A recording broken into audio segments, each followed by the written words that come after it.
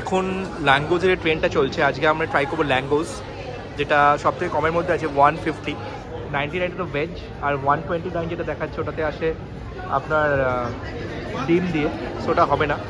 So tandoori chicken দিয়ে আছে, ওটা 150, ওটা আমরা ট্রাই করে দেখবো। স্কাইটা পিৎজা, দেখি জিনিসটা কেমন। ম্যাঙ্গোজ পিৎজা অর্ডার, সেটা হচ্ছে পিৎজা ব্রেড।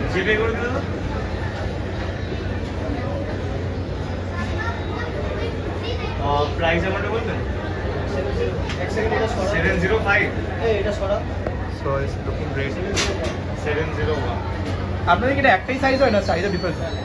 রেগুলার না একই সাইজ? পার্সোনাল আছে, রেগুলার আছে, আর প্রিমিয়াম আছে। এটা কি সাইজ বানানো হচ্ছে? এটা পার্সোনাল সাইজ। পার্সোনাল, এটা রেগুলার। পার্সোনালটা সবথেকে ছোটো, তারপর রেগুলার। জান দাও। দেখতে খুব ভালো লাগছে। ভালো হবে।